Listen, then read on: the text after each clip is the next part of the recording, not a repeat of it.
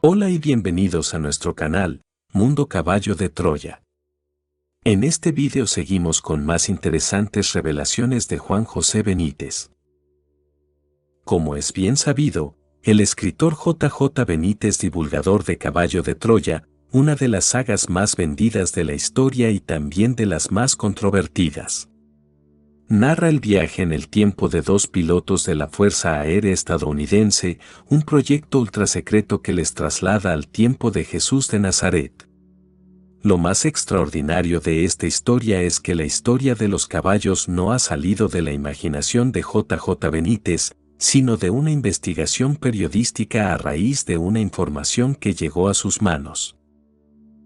Juan José Benítez, que es como se llama en realidad, se inició en el periodismo en el Heraldo de Aragón, en Zaragoza, y allí empezó a firmar como J.J. Benítez porque era un nombre demasiado largo.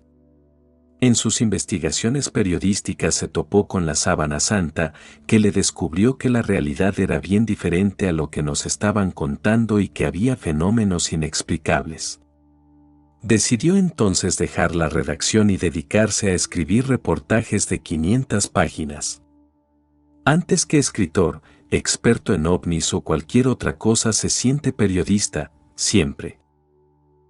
A continuación, otra interesantísima entrevista con J.J. Benítez en donde realiza asombrosas revelaciones. Esta entrevista se la efectuó en la página elplural.com. ¿Te ha costado despedirte de esta saga? Un poco sí. Han sido más de 35 años, desde el 84 que salió el primer caballo. Toda una vida.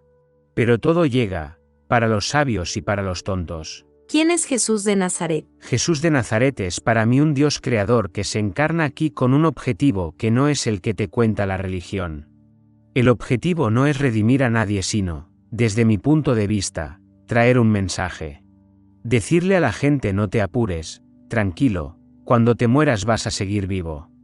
Ese es el mensaje y refleja qué clase de individuo es. ¿Cómo llevas las críticas por este tipo de mensajes? La Iglesia Católica y otras confesiones me han crucificado.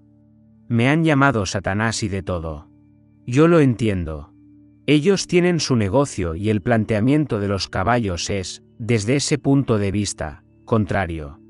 Pero la gente es lo suficientemente adulta para saber distinguir dónde está la verdad. ¿Es la Iglesia Católica un negocio? Sí, es una multinacional. Pero no solamente la Iglesia Católica, todas las religiones son un negocio. No se salva ninguna. Que hay gente con muy buena voluntad en cada sitio, por supuesto. La mayoría son gente que creen en eso y están confiados en sus dogmas, pero si analizas cada religión a fondo, como lo he hecho yo, es un cúmulo de miserias, de incertidumbres. No te cuentan la verdad.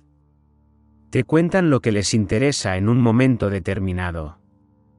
Por eso defiendo, no yo, los caballos de Troya y Jesús de Nazaret defienden la religión del Espíritu, que es la religión que no tiene dogmas, que no necesita templos ni sacerdotes.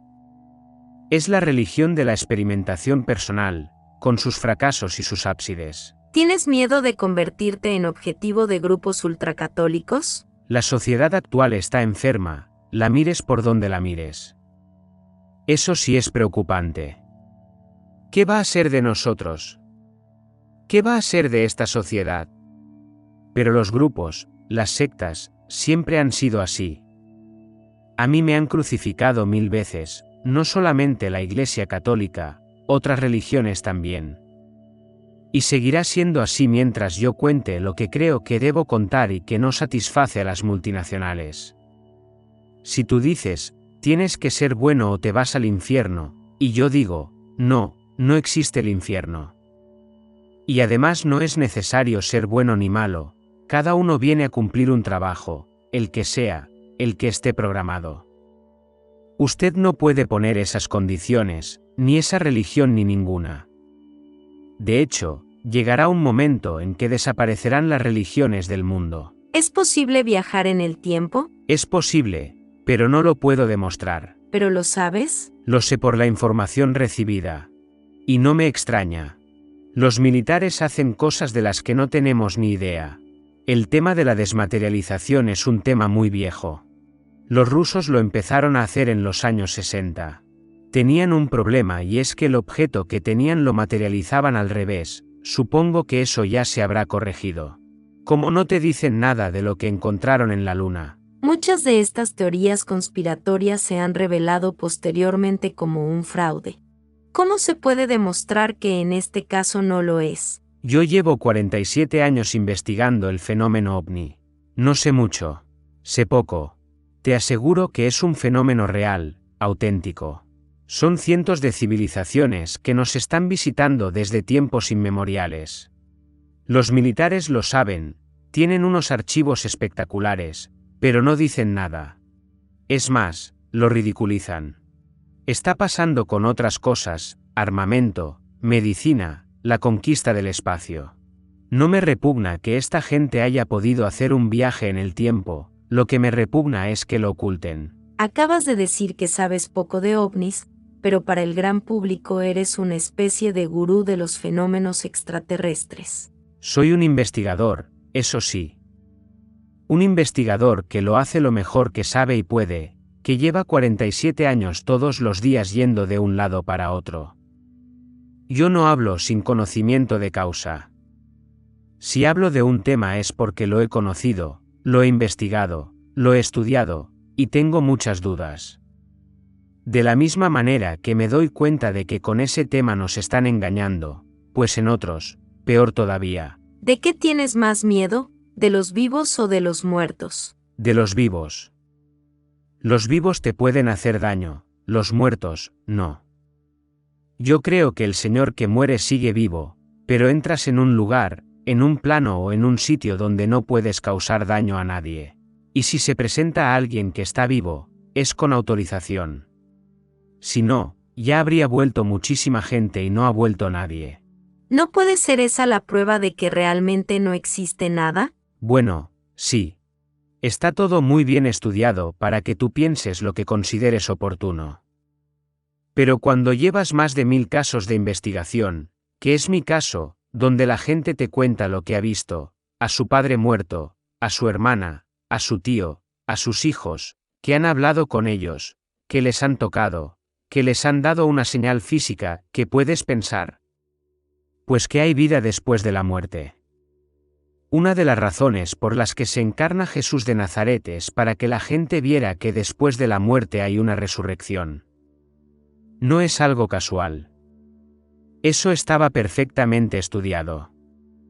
Lo mismo que cuento en este libro, cuando el maestro va a casa de Lázaro, se demora 4 días en llegar a Betania, fue un descuido de Jesús. No. En 4 días el cadáver estaba ya en proceso de putrefacción. La costumbre judía es que al tercer día el alma se separa del cuerpo. Por eso va el 4.º día, para que no hubiera ninguna duda con respecto a la resurrección de Lázaro. Por donde lo quieras estudiar, hay 50.000 informaciones que demuestran que después de la muerte hay vida. Al hilo de esto que me estás contando, ¿se puede afirmar que existen los milagros? Sí. Cuando Jesús de Nazaret lleva a cabo los prodigios que hace, estamos hablando de hace 2000 años, con una tecnología casi nula y una ciencia muy rudimentaria. En estos momentos la ciencia ha avanzado bastante, pero aún así no puede explicar que le vuelva la vista, de repente, a un ciego de nacimiento. Jesús lo hizo y ni en el siglo XXI se puede explicar ese prodigio. ¿Habrá algún método, una mecánica que nosotros no conocemos, que la tienen los seres más avanzados o la divinidad? Pero por supuesto que existen esos prodigios. En la vida de Jesús de Nazaret hay prodigios espectaculares y otros que no se han contado. Ni una palabra. Por ejemplo, la curación del síndrome de Down, que significa la revisión completa de todo el sistema genético de la persona. Nos han contado la 10ª parte de lo que pasó y mal. ¿Tienes intención de seguir contando la verdadera historia de los evangelios? No, ahora estoy en la investigación ovni pura y dura. ¿Has tenido personalmente y directamente algún tipo de experiencia con la vida extraterrestre? Contacto directo, no. He visto objetos en 4 ocasiones y en una conseguí fotografiarlo. ¿Puede haber otra explicación a esos avistamientos? Las he buscado y no las he encontrado. Cuando tú ves 2 objetos en un desierto en el Perú, perdido en un sitio en el que no hay carreteras, no hay pueblos, no hay nada, si hubiera sido un helicóptero, lo oyes, si hubiera sido un avión también lo oyes y no se para en el cielo. Un helicóptero o algo conocido no lanza un haz de luz hacia el suelo que se corta en medio. Toda una serie de datos que te llevan a pensar que no es conocido, para nada. Y le he dado vueltas. Estos casos son solo de ver naves, pero ¿qué hacemos con los que ven a sus tripulantes y hablan con ellos, o se meten dentro de las naves? El contacto con estas civilizaciones, que son muchísimas, es uno de los problemas más importantes del mundo. ¿Tu teoría es que nos lo quieren ocultar? Te lo ocultan. Los militares saben de este tema por lo menos desde la Segunda Guerra Mundial. Pensaron que eran armas del enemigo, hasta que se dieron cuenta de que no, se reunieron y no eran ni unos ni otros. Y se pusieron a investigar. En el año 1947 se estrella una nave en Nuevo México, en Estados Unidos, y capturan a la nave y a las criaturas. De eso hay varios casos más que mantienen en secreto porque si reconoces al contribuyente que hay alguien ahí técnicamente superior a nosotros, este se pregunta, ¿para qué te estoy pagando el sueldo, el sistema de armamento o la defensa? Y los militares no pueden reconocerlo porque se quedarían en segundo plano. Además, vendrían después preguntas muy embarazosas al reconocer que no hay una, sino muchas civilizaciones que nos están visitando y que nos llevan años de ventaja. ¿Con qué objetivo nos visitan? Es otra cuestión que ignoramos. Solo sospechamos que están haciendo algún tipo de exploración, control, examen, por lo que se les ve hacer. ¿Su presencia ha sido inocua? Del contacto con estas civilizaciones han surgido las religiones monoteístas. ¿De dónde sé la religión judía? De alguien que es considerado dios o dioses. El pobre Moisés ve hace 3300 años un objeto que vuela, una luz de la que salen unos tipos con escafandras y dice, son dioses. Y además te dan una normativa, unas leyes. Es exactamente igual que Mahoma. ¿Quién es Mahoma? Es un contactado. En el siglo VII este hombre tiene una serie de visiones que son contactados que le cuentan las historias más peregrinas del mundo. Y le empiezan a dar información y surge el Corán. Para el siglo VII estaba bien porque era la liberación de la mujer, el feminicidio infantil era terrible. Y el Corán suaviza y enmienda la situación, pero en el siglo XXI no me sirve. ¿Por qué en el siglo XXI la mujer tiene que seguir tapada? ¿Por qué la mujer tiene que ser una ciudadana de segunda? Pasa también en el catolicismo. ¿No crees que estos viajes en el tiempo podrían haber servido para arreglar algunas cosas? No, no se puede arreglar. Si tú viajaras al pasado y trataras de cambiar algo, el propio destino lo enmendaría. ¿Consideras que tienes algún tipo de misión? Ensanchar la mente de las personas. Con mis libros y ese tipo de cosas. Lo tengo muy claro. El hecho de que hayas visto 4 avistamientos se podría interpretar con que van a buscarte. Sí, me han pasado cosas muy raras. A mí eso me daría mucho miedo. No. En principio no tienen por qué ser agresivos, aunque los hay. Yo escribí un libro de investigación ovni que no se ha publicado todavía, Mis primos, en el que hice un estudio y salió que los casos de agresiones por parte de estos tripulantes hacia los testigos era de un 52%. Es muchísimo. ¡Qué barbaridad! Espero no encontrármelos nunca. Nunca se sabe. ¿Qué le diría a alguien que no ha leído nada de los caballos de Troya para que se ponga con ello? Se puede empezar por el diario de Eliseo. Tendrías que leer primero todos los anteriores porque si no, habría cosas de las que no te ibas a enterar. Son para estimular la curiosidad, sin meterse en creencias religiosas, pura curiosidad. Con esa última respuesta de JJ Benítez concluyó tan interesante entrevista que en la caja de descripción te dejaremos el enlace de la misma. Con esto hemos terminado el video. Si te ha gustado, no dudes en suscribirte a nuestro canal, regalarnos un me gusta al video, comentar en el mismo, pero sobre todo, compartirlo en tus redes sociales. Muchas gracias.